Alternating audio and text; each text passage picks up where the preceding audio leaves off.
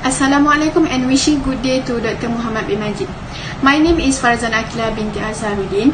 In this presentation, I and my fellow researchers will present our findings on the factors affecting inflation in Malaysia from the year 1980 to 2020.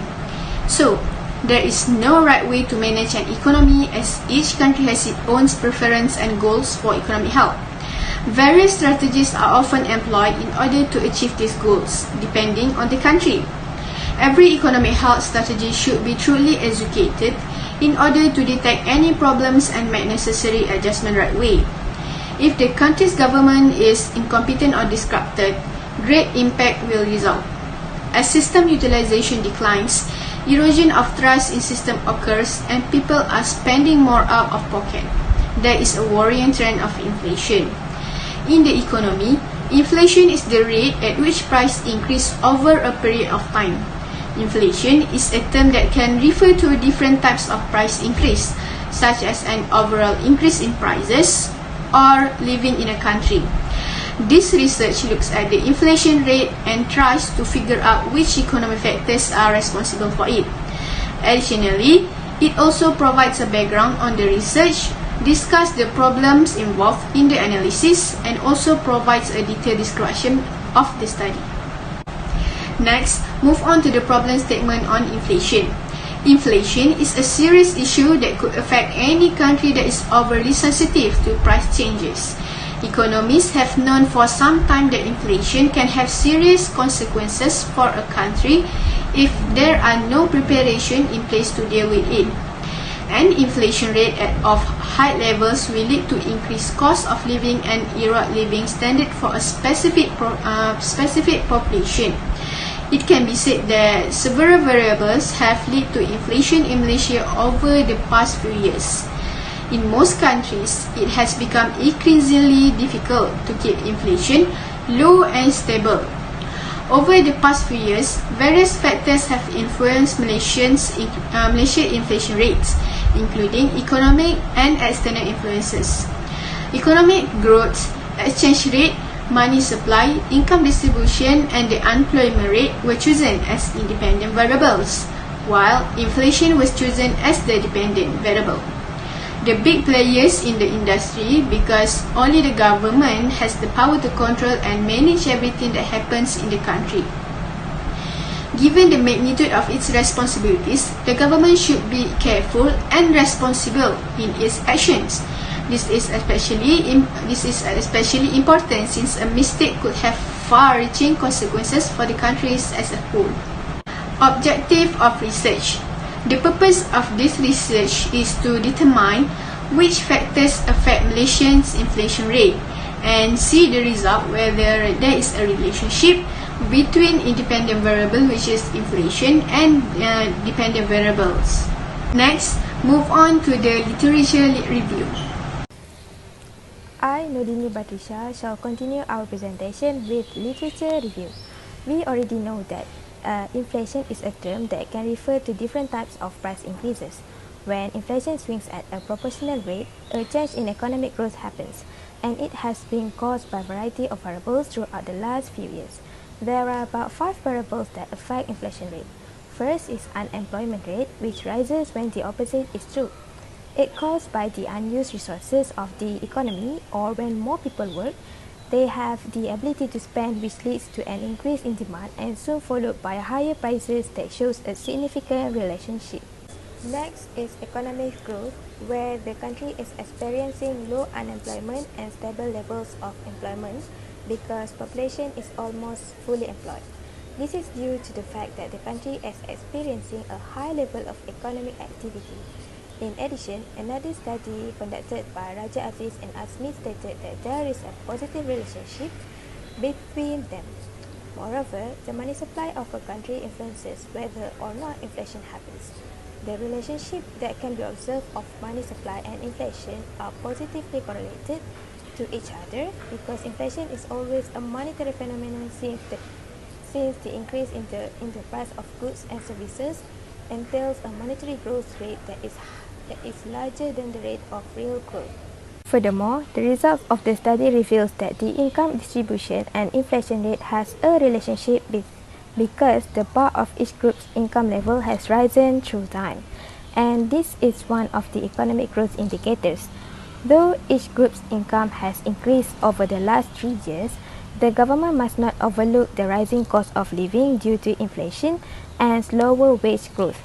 Last variable that affect inflation rate is exchange rate, where the researchers agreed that monetary policy affects the inflation straightforwardly through the effect of the exchange rate on the prices of goods and services externally, like the import activities. On the other hand, the monetary policy also affects these dependent and independent variables through the current account, the capital, and the financial account. Hi, my name is Amirah Natasya. I will explain the research methodology. First thing first, to know what type of method should be used is to know what do we research. For example, the relationship between causes and effects. To recap, our research title is the Determinants that affect the inflation rate in Malaysia. As you can see in the figure beside me, shows the 5 determinants of inflation, or can also be regarded as the independent variables. On the right box is where we stated the dependent variable, which is inflation rate. Basically, this figure demonstrates how the determinants are related to the inflation rate. So now moving on to the type of approach. Now we have identified this research being held to see the relationship between the independent variables and also the dependent variable. Thus, the type of approach we used was quantitative research. A quantitative research can be defined as a study that involves numbers. It helps to determine the percentage of people who feel, think, or act a specific way. Next, what are the methods of data collection? The sampling method is being used for this research.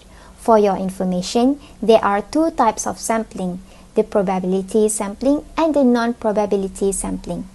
For this research, we were using the snowball sampling method. So what is the snowball? The snowball is a sampling technique used by researchers when it is hard to trace the respondents. So, in our research, the data were collected using data searching software. Now, I will explain further on the methods of data collection and analysis. Our research is about to what extent the determinants influence the inflation rate. So, the sources we used were the Econs, which is a data collection software attached to Microsoft Excel, the World Bank, the Department of Statistics of Malaysia, and the Bank Negara Malaysia. So the other 3 except for Econs are websites. So why do we choose this method? It is because we can achieve the objectivity and accuracy of the data. This means when it comes to diving in the results, there is no room for debate. It cannot be debated. It is also much faster and easier because we didn't need a physical researcher to help, as we simply opt for reliable search engines. Lastly, because they are quicker to run. Quantitative methods are famous for their cost effectiveness. So I will pass to the next presenter. My name is Siti Syazwani. So proceed to findings and analysis. So this chapter clarifies the hypothesis that is supported by the empirical findings of all conducted experiments, which are assessed following the completion of numerous investigations on the data gathered. So we ran tests with the help of eView software to assess the relationship between independent and dependent variables. So this study methodology includes descriptive analysis, correlation analysis, and also regression analysis. So first, descriptive analysis. 5 independent variables data from their yearly reports from 1980 to 2020 are included in this analysis. The minimum, median, maximum, and minimum values for the following variables are shown in table 4.2, which is for inflation rate, of unemployment rate, economic growth, money supply, income distribution, and also exchange rate.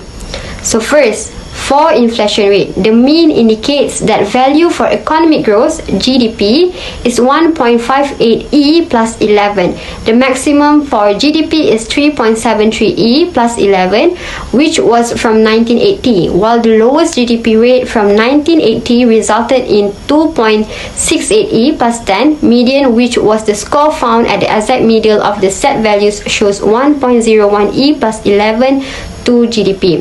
Next, the mean indicates that the inflation rate value for unemployment rate is 377.0418. The maximum unemployment rate is 733.00, which was from 1980, while the lowest unemployment rate from 1980 resulted in 182.40. Median, which was the score found at the exact middle of the set values, shows 367.35 for the unemployment rate. Moving on, the mean indicates that the inflation rate value for money supply is 744,544.3. The maximum money supply is 217,1799, which was from 1980, while the lowest money supply from 1980 resulted in 44357.80. Median, which was the score found at the exact middle of the set values, shows 487,940.4 for the money supply. Apart from that, the mean indicates that the inflation rate value for income distribution is 3.44E plus 11. The maximum income distribution is 8.36E plus 11, which was from 1980, while the lowest income distribution from 1980 resulted in 9.49E plus 10. Median, which was the score found at the exact middle of the set values, shows 2.48E plus 11 for the income distribution. Lastly, the mean indicates that the inflation rate value for exchange rate is 112.0335. The maximum exchange rate is 183.8489, which was from 1980, while the lowest exchange rate from 1980 resulted in 83.24941. Median, which was the score found at the exact middle of the set values, shows 99.67226 for the exchange rate. Moving on, next is correlation analysis. The purpose is to assess the strength of the relationship between the variables.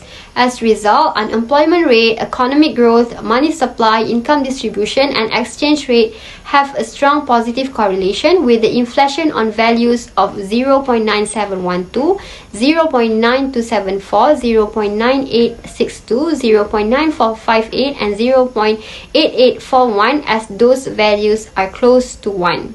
Last, in the finding is regression analysis. This analysis must be done to know whether the independent variables chosen are accurate enough to support the dependent variable. So the table above shows the regression analysis findings. The formula used is y1 equal to 99.27 plus negative 0.02, which is unemployment rate, plus 1.46 as gross domestic product, plus 3.90 as money supply, plus negative 2.73 as income distribution, plus negative 0.24 as employment rate, and plus C. So moving on to next presenter. For the conclusion, to achieve the best result with the use of e-view tools, we perform a variety of tests and regression comparison of panel data in this study. The objective is to assess how determinants affect inflation rate in Malaysia. The first objective of this study is to investigate the relationship between gross domestic product, GDP, and inflation rate in Malaysia. Next, the second objective is of this study is to investigate the relationship between the unemployment rate and inflation rate in Malaysia. So the third objective of this study is to investigate the relationship between the money supply and the inflation rate in Malaysia.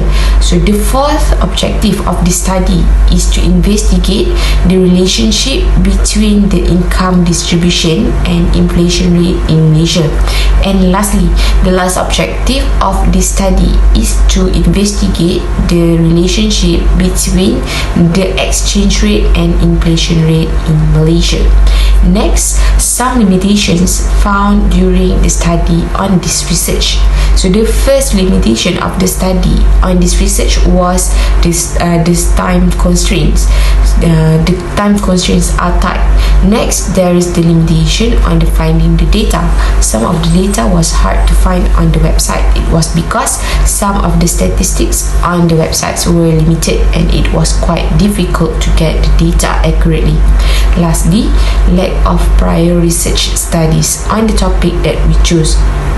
The journals were not up to date with the latest information. Some of them did not meet the requirement of years given and the title of our group research as well. So lastly, the study found that the sample size is a major source of problems. So subsequent researchers who are interested in doing the same research or in further research are strongly encouraged to increase their sample size to 40 observations. This is because the larger the sample size, the lower the likelihood of problems with multicollinearity, heteroscedasticity, and autocorrelation. This avoids having to run the model separately and instead run it as a whole. Also, adding more years can make the data clearer and more accurate.